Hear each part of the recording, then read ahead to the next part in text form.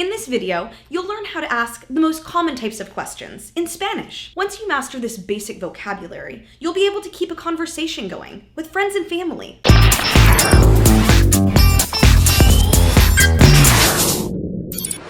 Hey everyone, Danae here with Take Lessons Live, bringing you the latest Spanish tips right from our virtual classroom. Coming up, our Spanish teacher Katharina is going to teach you how to ask questions in Spanish. Be sure to hit the subscribe button to get more helpful Spanish videos, just like this one.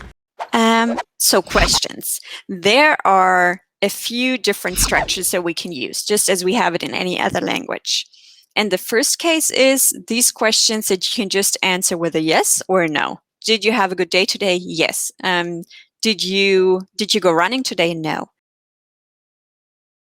So we have two options that we can use. Option one is the verb first, then the subject. And in Spanish, a lot of times, especially when it comes to speaking, people don't really say the subject anymore. So just say, do you run? But a lot of times they just swallow the you and they just say do run. So that's why this one, the subject is if expressed, it's in parentheses. You don't have to use it because somebody will understand who you're talking to based on how your verb is formed. And then we have the rest of the question. Or you can also switch it around. The verb is always in the beginning, always, always, always. Then comes the rest of the question and then the subject. So for example, just to make that clear, we wanted to say, does Carmen earn money? And then either you can say gana dinero Carmen. So we have the verb gana. Then dinero is the money. Rest of the question is money. And then Carmen would be the name and it would be in the back. Or we can also say gana to earn, Carmen, the name, and then the rest of the question, dinero, in the back. Another example would be, do Luis and Julia study a lot? So estudian, verb. Mucho, Luis y Julia. So mucho is the rest of the question. Mucho means a lot. Luis y Julia are the subject. Or estudian, verb. Luis y Julia is the subject. And then mucho is the rest of the question. So we have a regular question mark as we use it in English too at the end. But then we also have it at the very beginning and it's upside down.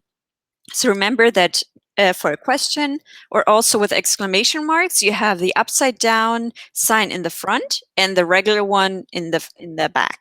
If you just can't answer the question with a yes or no, we have those question words where these questions apply. The structure is a little bit different. Before I told you that it would be the verb in the beginning, but if you want to get a little bit more information, you would use the question word before the verb. So the structure would be, again, the signs. So we have the little question mark here, the little question mark at the end to put that together. Then we have the question word, and we're going to come to that in a minute, what these different ones are. Then the verb, then the subject if expressed, and then the rest of the sentence. So for example, ¿dónde estás tú? ¿Dónde, for where, question word. Estás is the verb. Tú is the subject. So ¿dónde estás tú? And then the little question marks in the front and the beginning. And we have ¿dónde for where, ¿a dónde to where, ¿de dónde from where, ¿cuántos is how many, ¿cuánto is how much, and that comes when you're asking for a price of something. We have cómo for how, we have qué for what, we have cuál or cuáles for which, we have quién for who, quiénes for who as well, that's the plural. De quién is whose, con quién is with whom, a quién is to whom, cuándo is when, and por qué is why. And I would say, and I know this is a lot of theory, I think you always get over if you're really practicing a language, if you just jump right in and you're just trying to form a sentence or a question in this case. Nicole, how would you say, and that's a little bit easier now because we just worked on the other one, how would you say, how much does it cost? ¿Cuánto cuesta? Exactly. Yep, that's it. Okay. Cuánto is how much, and cuesta is does it cost? So cuánto cuesta, exactly. And maybe do you want to do one more? How would you say what is your name in Spanish? ¿Cómo se llama? Exactly. Or you can also say ¿Cuál es tu nombre? So there are two versions. Either version works. They are both equally good. Hey guys, thanks for watching. We hope you picked up tons of new vocabulary from this Spanish class. If you want to get fluent in Spanish faster, click the link in the description box below. You'll get to access free online classes, live, with teachers like Katharina. So go ahead and get signed up today.